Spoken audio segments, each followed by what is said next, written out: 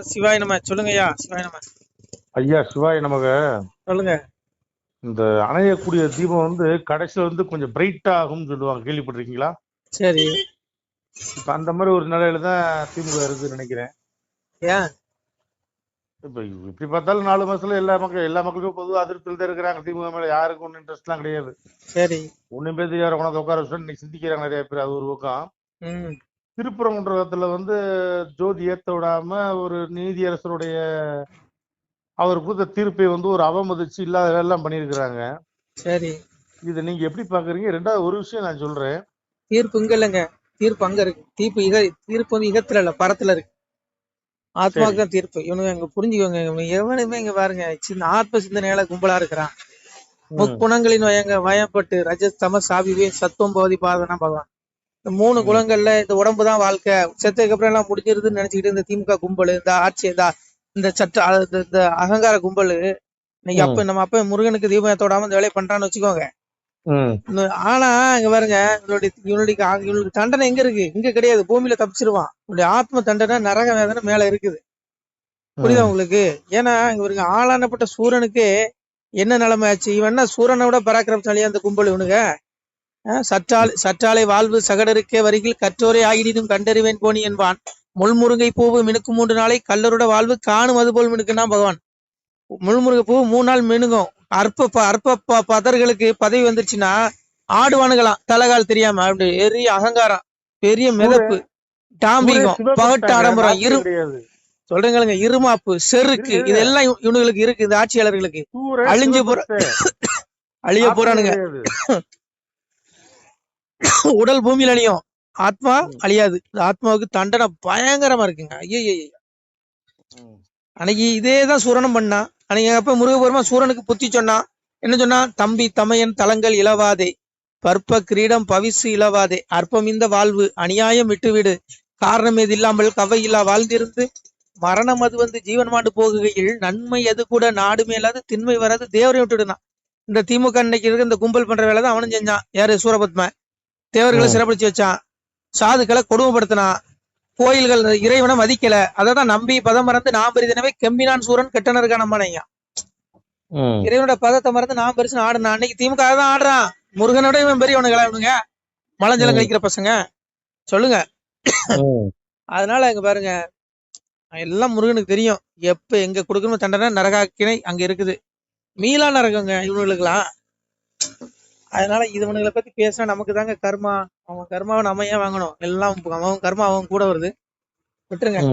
எல்லாம் அப்பா முருகன் பாத்துக்குவான், சரிங்களா? அன்னைக்கு சூரனுக்கு இதே பத்தி தான் சொன்னான். தம்பி தமையன் தலங்கள் உன்னுடைய பற்ப கிட்ட பவிசு அரச பதவியை இழந்துராத, உன்னுடைய படை பலங்கள் இருக்கு, ஆட்டம் போடாத சொன்னான். கேட்டானா சூரன்? என்ன ஆச்சு அவன் நிலைமை கிடைச்சல? அதுதான் இவனுங்க நிலைமையும். அதனால அங்க பாருங்க, முருகன் கிட்ட மோதிலாம் அங்க ஒரு பயிலும் ஜெயிக்க முடியாது. அதனால விட்டுருங்க. அதான் சாமி சொன்னா, பாவி அவன் செத்து பஸ்பமாய் போனாலும் ஆவியை கண்டு ஆக்கினைகள் செய்திருவானா. ஆவிக்குதான், ஆத்மாவுக்கு தான் ஆக்கினை, உடலுக்கு கிடையாது. இவன் ஈஸியா தப்பிச்சிருவான். ஆட்சி இருக்கு, பதவி இருக்கு, பணம் இருக்கு, எல்லாம் விலைக்கு வாங்கிடுவான். ஆனா ஆத்மா அழைப்பு எப்ப வேணாலும் வரல மகனே. உனக்கு மேல இருந்து வரும் அழைப்பு. எங்க இருந்து? எங்க அப்பா யம தர்மன்ட்ட இருந்து வரும், கூட்டு போவான். எரும வாகனத்துல தான் கூட்டு போவான். நீங்க போற கார் உனக்கு வருமா? சொல்லு. உனக்கு 1000 போலீஸ் உனக்கு துப்பாக்கியோட காவலுக்கு வராங்களா? அவங்க வருவாங்களா? எங்க அப்பா யம தர்மம் வரும்போது சொல்லு. வருவானா? எவன் வர முடியும்? தனியா தான் போவ. உனக்காதான், உங்களுக்காதான், எனக்காதான் பேசுற. எனக்கும் தப்பு பண்ண தண்டனை உண்டு. இங்க எவனுமே தப்ப முடியாது. நானும் ஒண்ணும் பரமாத்மா கிடையாது, நீங்களும் ஒண்ணும் பரமாத்மா கிடையாது. நம்ம எல்லாருமே ஜீவாத்மா தான். கடைசியில ஒரே ஒரு வாகனம் தான் வரும், எரும வாகனம் வரும். எங்க அப்பா வருவான், 3 பேர் வருவான். காலையும் தூதன் எம மாமரளி 3 வருவாங்க. அன்னைக்கு ராவணன் நிலைமை என்னாச்சு? மாமரளி 3 சொல் கேளாவிட்டால் காமனை ஈசன் கண்ணால் எரித்தது போல் என் கண்ணால் உன்னை எரிப்பேன்னா. யமனையே கட்டி தூக்கிட்டு வந்தவன் ராவணை. அவன் நிலைமை என்னாச்சு சொல்லுங்க? இவனுக்கு என்ன, ராவணனை விட பெரிய பலாசாலிகளா? பெரிய ஆட்சி அதிகாரத்துல பெரிய சிவபெருமான்ட்ட வரத்தை வாங்கிட்டு வந்துட்டானுங்களா? ராவண சிவபக்தங்க. அதுதாங்க அவனுக்கே அந்த நிலைமை. அதுதான் அன்னைக்கு ராவணே யமனை கட்டி தூக்கிட்டு வந்தான். யமனையே கட்டி தூக்கிட்டு வந்தான். அவ்வளவு பெரிய பராக்கிரமசாலி. சொல்றாள, மாமரளி 3 சொல் கேளாவிட்டால் காமனை ஈசன் கண்ணால் எரித்தது போல் என் கண்ணால் உங்க 3 பேரும் எரிப்பேன்னு கூட்டிட்டு வந்துட்டான். 3 பேரையும் காலம் தூதம் 3 பேரும் எனக்கு வேலை கை கால அமுத்தி விடுங்கன்னு கூட்டு வந்துட்டான். ராவணன் யமதர்மனை கை காலமத்த வச்சான். ம். அவனுக்கே அந்த நிலைமையா? இவனுக்கெல்லாம் என்னையா சுண்டக்கா பசங்க. தூ, இவனுங்களை பத்தி பேசாதீங்க, வயிற்றுச்சலா இருக்கு. அதனால புரிஞ்சுக்கோங்க. எங்க அப்பா விடமாட்டான். எங்க அப்பா பெரியவன், மிகப்பெரிய சிவபெருமான், எல்லாம் பார்த்துட்டு தான் இருக்கான். எங்க அப்பா முருகப்பெருமா, அவனுக்கு அப்பன், அப்பனுக்கே பாடம் சொன்ன விடுவானா இவனுங்களை? அதான் சொன்னான்.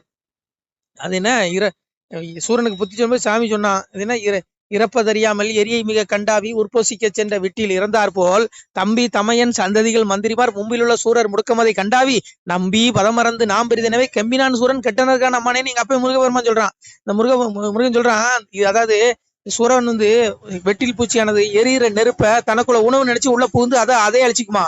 அது போல இந்த சூரப்பயிலுக சிவன் கொடுத்த வரம் இருக்கு, நம்மள ஒண்ணும் பண்ண முடியாதுங்கிற ஆணவத்துல ஆடுறான், இறைவனுடைய பதத்தை மறந்து ஆடுறான். அதனால சீக்கிரத்தை அழிய போறாங்கன்னு சொன்னா முருகன். அதேதான் இந்த திமுக இந்த கும்பலுக்கும் இவனுங்களுக்கும். புரியுதா? எனக்கு புரிஞ்சது. அதேதான் இவனுங்களுக்கும். இவனுக்கு விட்டில் பூச்சி மாதிரி தான் இவனுங்களும். என்ன பண்றோம் அவனுங்களுக்கே தெரியல. கொஞ்சோட பதவி வந்து ஆடுறானுங்க.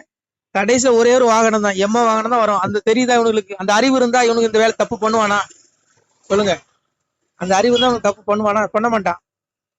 அதனால வருவான் ஒரு நாள் எருமாகணத்துல இருந்து. அன்னைக்கு இவனுடைய பதவி வருமா? அன்னைக்கு சாமி சொன்னா, ஆனை கலியனுக்கு புத்தி சொன்னா. எங்க அப்ப நாராயணனே சொன்னான், ஆணையும் படையும் முந்தன் அரண்மனை கோயில் காலும் சேனையும் குடையும் வியாழ செல்வமும் சிறப்பு எல்லாம் ஏனமும் தோத்து நீ எரிந்து நீ கரிந்து சாவாய், நான் இதை சொல்லவில்லை நாரணர் ஒரு தண்ட. அன்னைக்கு எங்க அப்ப நாராயணன் கலியனுக்கு புத்தி சொன்னான். தேவனுடைய கலினி சமணனுக்கு புத்தி சொல்லும்போது சொல்றான், உன்னுடைய ஆணை படைகள் சேனை தலங்கள் அத்தனை இழந்து நீ எரிந்து கரிந்து நாசமாவி செத்து நரகத்துல விழுவாடான்னா. அந்த நிலைமை அவனுக்கு ஆச்சு. அதே மாதிரி இவனுக்கு ஆக போகுது. முருகன் கிட்ட கை வச்சா விடுவானாங்க? வருவாங்களா? இவங்களுக்கு பெரிய இசட் பிளஸ் ஒய் பிளஸ் எல்லா பிளஸும் வச்சிருக்கல, எல்லா பிளஸும் வருமா? எங்க அப்பா யமதர்மம் வரும்போது எந்த பிளஸும் வராது, ஒரே ஒரு பிளஸ் தான் வரும். எருமை தான் வரும். எருமை வாரத்துல உட்காந்துருப்பான் கதாயுதத்தோட ஒருத்தன். 2 பேர் வருவான் கூட கட்டி தூக்கிட்டு போறதுக்கு. இவனுங்களை 3 பேர் தான் வருவான். இது தெரிஞ்சா இவனுக்கு இந்த தப்பு பண்ண மாட்டான். இது தெரிஞ்சா இவனுக்கு முருகனை பகைச்சிக்க மாட்டான். முருகனை கூப்பிட்டா முக்திடா, அடா முட்டா பசங்களா தேடுங்கடா, கேட்க மாட்டானுங்க. புரியுதா உங்களுக்கு? நமக்கு எதுக்குங்க இந்த இவனுங்களை பேசிய நமக்கு அவன் கர்மாவை நம்ம வாங்கணும்? போய் தொலைகிறானுங்க. அவன் கர்ம அவன் கூட ஒரு அனிஷ்டம் இஷ்டம் திரிவிதம் கர்மனுக்கு பௌத்தி தியாகனா பிரத்தியம் சன்னியாசம் கசித்துக்கிறான். கர்ம பயன் நீ செத்ததுக்கு அப்புறம் அனுபவிச்சு ஆகணும்டா நாய, உன் ஆத்மா முன்னாடி வரடா நாய அப்படின்னு பகவான் கீதையில சொல்றான். நான் சொல்லல, என்ன பண்ணி தொலைங்க, என்ன போன வைங்க. நமச்சிவாய. திருச்சிற்றம்பலம். சிவாய நம. திருச்சிற்றம்பலம், தில்லையம்பலம், பொன்னம்பலம். சிவாய நம.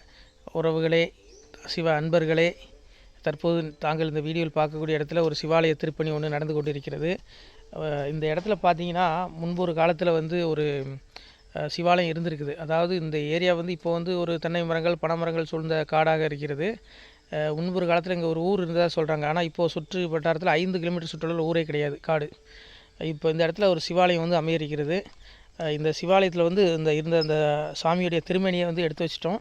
திருப்பணி முடிஞ்சதுக்கப்புறம் பிரதிஷ்டை பண்ண இருக்கிற உறவுகளே, தற்போது இந்த வீடியோ பார்க்கக்கூடிய உறவுகள் தங்களால் முடிந்தால் ஒரு சின்ன உதவி செஞ்சு கொடுங்க. எங்கள் இடத்துல பொருளாதாரம் இல்லை, அதனால் பார்த்திங்கன்னா அந்த வேலையெல்லாம் அப்படியே நின்று போச்சு. பாருங்கள், இந்த அப்படியே பாதியிலே நிற்கிது இந்த சிவாலய திருப்பணி வந்து. பக்த கோடிகள், அன்பு உள்ளங்கள், தயவுசெய்து நீங்கள் உதவி செய்ய விருப்பமுள்ள உறவுகள் உதவுங்க. உங்களுக்கு கோடி புண்ணியம் கிடைக்கும். இந்த சாமியோடைய அருள் அனுகிரகம் உங்களுக்கு கண்டிப்பாக கிடைக்கும். இது வந்து ஒரு புகழ்பெற்ற சிவாலயம்னு கூட சொல்லலாம். சாமியோட திருமணியை எடுத்து வச்சிட்டோம். இந்த இடத்துல பார்த்திங்கன்னா ஒரு வாசி தண்டம் இருக்குது. அந்த காலத்தில் ஒரு முனிவர் யாரோ தவம் செஞ்சுருக்காங்க. அவங்களுடைய வாசி தண்டம் அவர் திருக்கரங்களால் எழுதின ஓலைச்சுவடி கூட இன்றும் இருக்குது, இன்னும் பாதுகாக்கப்பட்டு வருது. அது கோயில் திருப்பணி முடிஞ்சதுமே அதையும் நாங்கள் அந்த வழிபாட்டுக்கு வச்சுடுவோம்.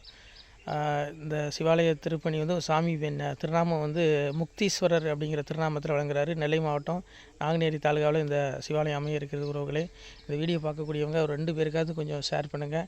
இந்த வீடியோ பார்க்கக்கூடிய யாராவது ஒரு சின்ன உதவி செஞ்சால் இந்த ஆலய திருப்பணி வந்து கண்டிப்பாக நாங்கள் வெற்றிகரமாக முடிச்சுடுவோம். பாருங்கள், அந்த வேலை எல்லாமே அப்படியே நிற்கிது. கல்லெல்லாம் இறக்கி போட்டிருக்கோம். இன்னும் நிறைய கற்கள் தேவைப்படுது. சுவாமியோடைய அந்த திருக்கோபுரம் பார்த்திங்கன்னா லிங்க வடிவிலே அமைக்க இருக்கிறோம்.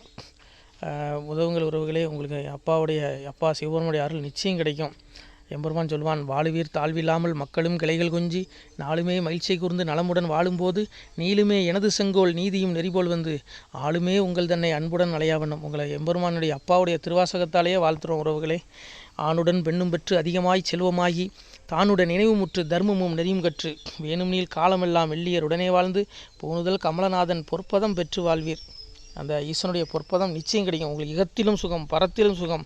உங்களுடைய கர்ம வினைகள் மன்னிக்கப்பட்டு உங்களுக்கு நிச்சயம் மோட்ச வீடு கிடைக்கும். இகத்தில் பூரண ஆயுளுடன் நோய் நொடி இல்லாமல் வாழ்ந்து நீங்கள் பரவாழ்வும் பெறுவீர்கள். உறவுகளே, மக்களே, நீங்கள் எல்லாம் வாழ்பொன்னம் பதியிற் சென்று முக்கியமான யுகநில மதிலே தன்னால் கக்கிய பொன்கள் ஸ்வர்ணம் கைமணம் குளிர அன்னம் பொக்கிஷம் நிறைய வைத்து புகழ உண்டு இனிதாய் வாழ்வீர். இந்த இகவாழ்வும் பரவாழ்வும் உங்களுக்கு சுகப்பட அப்பன் ஈசனர்களால் வாழ்த்துகிறோம். இந்த திருப்பணிக்கு உதவி செய்ய ஒரு ஜிபே எண் சொல்கிறோம். இந்த எண்ணில் நீங்கள் உதவலாம். நீங்கள் இந்த எண்ணிலே நீங்கள் தொடர்பு கொள்ளலாம். ஜிபே, ஃபோன்பே, வாட்ஸ்அப் எல்லாம் இந்த நம்பர் தான். 93 85 44 31 06 93 85 44 31 06. இந்த எண்ணில் நீங்கள் உதவலாம், தொடர்பும் கொள்ளலாம். வாட்ஸ்அப்பு இந்த எண்ணு தான், ஜிபே இந்த எண்ணு தான். உறவுகளே, முடிந்த அளவுக்கு 2 பேருக்காக ஷேர் பண்ணுங்கள். இந்த வீடியோ பார்க்கக்கூடிய யாராவது ஒருத்தர் சின்ன உதவி, நீங்கள் பெரிய அளவில் செய்யணும் கூட, நீங்கள் ₹1 நீங்கள் தந்தாலும் மனசார வேண்டி ஏற்றுக்கிறோம். உறவுகளே, உதவுங்கள். முடிஞ்ச அளவுக்கு ஷேர் பண்ணுங்கள். நன்றி. சிவாய நம. திருச்சிற்றம்பலம், தில்லையம்பலம், பொன்னம்பலம். உறவுகளே, நம்ம இந்த இடத்துல வாழ்ந்து மறைந்த ஒரு சித்த மகாபுருஷர் பயன்படுத்திய பல 100 ஆண்டுகளுக்கு முன்பு உள்ள வாசி தண்டம் ஒரு சித்த மகாபுருஷர் பயன்படுத்தியது. அவர் திருக்கரங்களால் எழுதிய அந்த ஓலைச்சுவடி கூட பாருங்கள், இன்னும் பாதுகாக்கப்பட்டு வருது. இந்த சிவாலயம், நம்முடைய இந்த சிவாலய திருப்பணி முடிந்ததுமே எம்பெருமான் அவர் எழுதிய அந்த சிவனை பற்றி புகழ்ந்து எழுதிய அந்த பாடல் வரிகள் இதில் இருக்குது. இந்த வாசி தண்டம் அவர் பிரதிஷ்டை செய்த அந்த லிங்க திருமேனியையும் இந்த இடத்துல நாம் இந்த ஆலயம் கட்டி நாம் பிரதிஷ்டை செய்திருக்கிறோம். அனைவரும் இந்த ஆலய பிரதிஷ்டைக்கு கண்டிப்பாக வரணும். முடிஞ்ச அளவுக்கு இந்த வீடியோ பார்க்குறவங்க உதவி பண்ணுங்கள். உறவுகளே, பொருளாதாரம் இல்லாமல் திருப்பணி நின்று போச்சு. முடிஞ்ச அளவுக்கு ஷேர் பண்ணுங்கள், உதவுங்க. நன்றி. நம சிவாய. திருச்சிற்றம்பலம், தில்லையம்பலம், பொன்னம்பலம்.